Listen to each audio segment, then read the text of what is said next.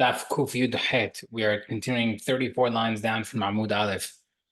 In Shomin Lo, the Mishnah mentioned that if the employer told the guy, keep the straw, the guy doesn't have to accept the straw. He could request Nadi instead. He can insist on Nadi. Batanya, we have a question because the Barata says that Shomin Lo, you can insist that he takes the straw. So we have a stira. Mar says, "Na Amar Rav Nachman la kasher is not a stira. Kan bishelo." In our Mishnah, where the guy says he has to be paid in cash, is where the worker was working for the employer directly, and therefore he can demand cash. Kan b'shel havirob, in the Braita, which says that he can be forced to take the straw, is where he's working for a third party, not the guy who hired him. How come not?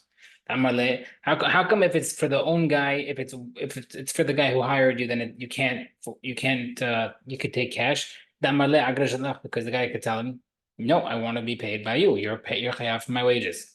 We should have it remember that that's the case. That if I'm hired by Shimon to work for Reuven, I could tell Shimon the same thing. No, I want cash. I don't want this straw. Tanya, but it says someone hires a worker to work for his own property, but then he ended up showing him to work for a different property. The guy who hired him has to pay him in full, even though he worked for someone else. Then, because he accidentally worked for Reuven, he can then try to work it out with Reuven to get what benefit was done to him. So we see over here that if you hire someone else, it's on top of you, no matter who you work for, whether it's for your own property or for a third party. So different answer. In our Mishnah that says it be cash is when the straw belonged to the employer. But in the second Braita where he says he can take the straw is where he gathered straw that was hefker. So when it's the guy's own straw, he can insist on cash. But when it's hefker, you can tell him just take the straw instead, because he can make a kinyan on it. With the problem as well, because if a guy who's the worker who finds something while he's being hired, when does it belong to him and not the employer? When the owner told him, the employer told him, I want you to work for something specifically. Work for me today, take out the weeds today, or dig for me today. But if the employer specifically said, you're working for me today without telling him what he's doing, then whatever he finds belongs to the balabait, to the employer. So we see when he's doing general work, whatever he finds goes to the person who he's working for. So in our case, the guy was being told to gather straw. He shouldn't be able to be konet the straw, and therefore he should technically demand cash. So we have that. So how do we explain the Mishnah still, and the mistira between the Mishnah and the Beraita? In the Mishnah is referring to where he lifted it for the employer. In the Braita, where he can take the straw, is where he was hired to watch it, to guard it. So if he's picking up straw, he's picking it up for his employer, therefore he can get paid cash. But over here, if he's watching it, he doesn't acquire it, and therefore he can just be told to take the straw that he was watching. The concept of watching hefker property is a mahloket tanaim, which means what? So what's going on? The Mishnah says, so in order to bring Qurban HaOmer and the Shteh Lechem by Pesach and Shavuot, you'd have to bring a new crop of barley that had been grown. Now, in the time in the Shemitah, you can't use regular Shemitah produce because that's hefker. So what you'd have to do is you'd have to use a accidental growing, yani where the barley grew wildly in a field or in public, and Betin would hire someone to watch it so that they could keep it for the Betin, for the Sibur of Bnei Israel as a Qurban HaOmer, because it has to be a communal, and therefore it had to be from everybody. So now, this Shomer, the guy was watching it, when he gets paid from the Beit HaMikdash's treasury. Rabbi says, if someone wants to volunteer, you can volunteer for free. Now, that's how American, if that's the case, it won't be coming from the tzibur, it'll be coming from that guy specifically. So now, this is very general. Now we're going to explain a few versions of how to explain what's going on in this Mishnah. The following. The Tanakh Masavar Habata Behefker Kani. Hachamim hold that watching an item is therefore being koneh the item. And therefore, since he's watching it, he become the guy's koneh. Therefore, therefore, if the watchman's paid, then the tzibur bnei Israel acquires it through the Bet Hamikdash. But if he's not paid, then no, the watchman will acquire it for himself because he's watching it. And that's why he can't have volunteered. Rabbi Yossi holds that watching an item is not koneh, and therefore, even if the guy is volunteering, he can still be acquiring it for the tzibur afterward. When the tzibur bnei Israel brings it, they're acquiring it hashtahu dekazeh when they're acquiring it, not before. So now the Gemara says, "Uma ata omer." Now, when Hachamim at the end said, if that's the case, it's not coming from tzibur. What does that mean? We're going to explain it now. The problem with Hachamim had to Rabbi Yosef is he's saying as follows: if that's what the case you're saying is that the omer and shelechem will come through the volunteer situation, it's not going to come from tzibur. Why? If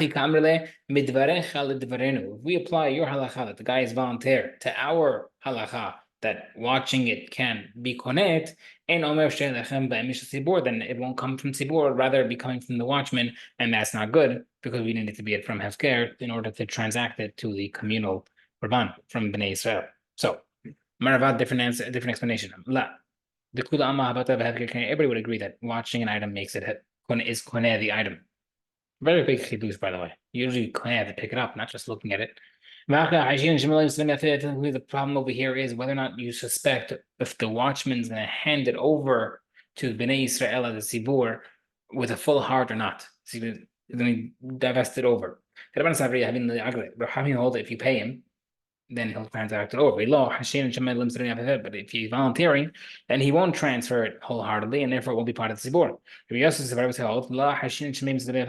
We're concerned that he won't transfer them. We're not concerned that he'll transfer them if he's volunteering. And then Chachamim answer Rabbi Yossi, like the last part of the Mishnah, right?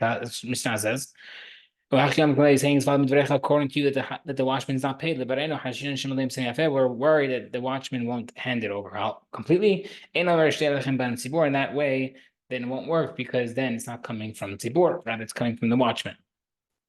Different version, Yikudamri. Baba says the everybody holds that watching an item is not koneh. We're worried that why are we having a watchman is to stop people from grabbing it. Thugs. Tanakama holds the kin Rabbanan mit of the about the Hachamim made a takana that they're able to pay the watchman for zuz.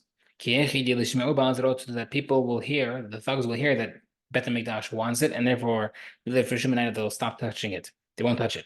But Rabbi Yossi holds, Latakino. They never made a takana, we're not worried about thugs, and don't worry about it. And then what does the last part of the Mishnah say? What would be the response that Hachamim had? If you're saying that the guy's not getting paid versus us that he should be paid, therefore, when it's being brought in by Mishat Tzibur, it won't come from the community, it'll be coming from the watchman. Rabin came when he said, they hold that the machloket was based off of the last version, which is the concept of protecting it from thugs. Someone's putting out the manure or garbage into public. So he's putting out the manure, he has to make sure that the guy who's using the manure to fertilize it is taking it right away and not to leave it in public because then it'd be chayav. And shardin's tit b'shtarabin. You can't soak clay in public. And you can't make bricks in public. These are all dangers. Hazards. About govlin teeth, but you can knead the clay in the to put directly into the building. But not bricks, because bricks will stay out longer than the clay. So basically, situations that you're doing a minor hazard to be used right away, it's not an issue. Similarly, someone's building a building in public property, which means he's probably like how we have you're building in private property, but you're on public property to build on it. As long as the stone is bringing it, if he's bringing the stones directly to the builder, then the builder takes from him, it's okay. But if everybody's doing this and you still cause damage, you have to pay for your damage. Meaning, even though you're allowed to do it, you're still chayav. Rabban Shimon says, not only you're patur, but you're able to even preempt bringing your materials from 30 days before construction. Gemara. Let's say our Mishnah that holds that you can't leave it outside is against Rabbi Yehuda. Rabbi Yehuda says when you bring out manure, and then what sees low the guy can put his manure in public. And he can let it, and he could keep on piling it up for every 30 days. So that it'll be crushed by people and animals passing over. It'll get smushed. Because this is what Bnei Israel agreed to when Yeshua allocated the land to everybody when they split the land. So we see over here that seemingly it's mutar, and our Mishnah said it's asur. So the Gemara said, "I feel Timur Rabbi, they would agree with you. They would agree. You're allowed to do it, but you're still chayav, like our Mishnah. But our Mishnah says, our Mishnah says that a Mishnah elsewhere, we had it in the beginning of, I think it's actually in Baba Kama.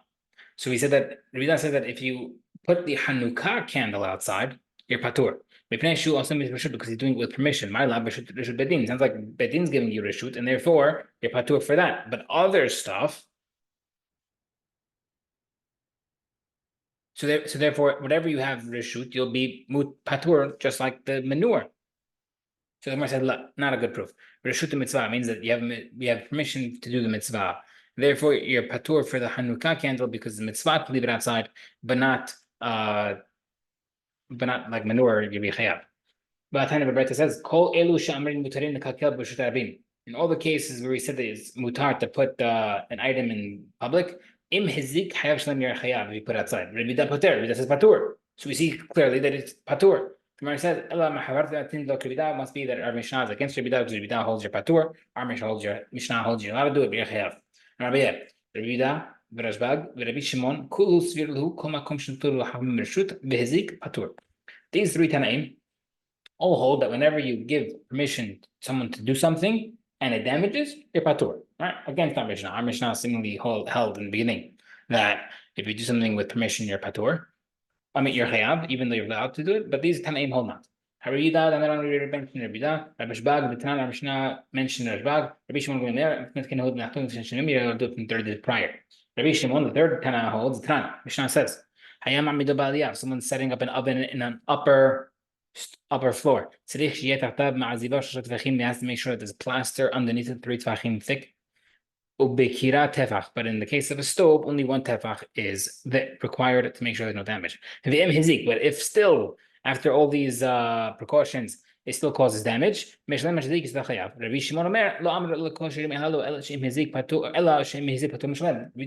holds that no. The third opinion that holds that no, if you do what you have to do and you're still damaging, you're patur. If a guy gives over a stone, like the guy who the quarrier, the guy who got the stone from the marble, and he gives the stone to the stone cutter. Once he takes it, is chayav. Once he gives it to the donkey driver, donkey driver takes responsibility. Donkey driver gave it to the porter, the guy who transports things. The porter is not chayav because he took responsibility. If he gives it to the builder, the builder is chayav. The builder gives to the bricklayer, the bricklayer is chayav. But if they put it on top of the stones to lay the stone, very interesting. Why also no chayav? But Tanya, another person says, the last guy is chayav, everybody else is patur. So what's the deal about? If the whole assembly line, everybody's chayav if the last guy makes a mistake or not. The Gemara said, in the second bright which says that you're chayav, is referring to where everybody is with the last guy is chayav, is the only when everybody is hired separately. Your job is to cut the marble, your job is to cut the stone, Each guy is hired separately, separate contracts. That is when everybody's chayav for their own thing, including if the guy put it last, then that guy is chayav. However, in our first bright side, which everybody holds that you're chayav if that guy made a mistake. But if then that guy's chayav, right? If the donkey driver made a mistake, then he's chayav. However, they would agree that in the case of a kablanut, if it's a contract, they were all hired together. And besides the responsibility that everybody has separately, there's also a general responsibility together that if the guy did what he's supposed to do and put the stone on top and then it damaged, everybody splits the damages. New Mishnah, if there are 2 gardens on top of each other, V'hayerek time and his vegetables growing out of the surface on the side between them. So picture a garden on the lower end, and then there's like a slope of dirt, and then there's a garden on top of that slope, like another 10 feet high, for example. So now there's vegetables growing horizontally out of that slope. Rabbi Meir says Shilion belongs to the higher garden. Rabbi Damer says Shetfam belongs to the lower garden. Rabbi Meir explained himself. The upper garden wants to take his dirt away, yani underneath that upper garden, and then nothing will grow. Rabbi says, okay, but second, the lower garden wants to fill up dirt or trees all the way up to the top, then what will happen? And then you can't grow it sideways out of the wall. Since each of them can block each other, they just see where the vegetables are growing from, and since it's growing from the upper guy's earth, that's we give it to him. Rabbi Shimon says, any vegetable that the guy on top can reach down from his upper perch or the upper garden and take from the slope, how does it belongs to him? The rest, what he can't reach and take, belong automatically to the lower garden.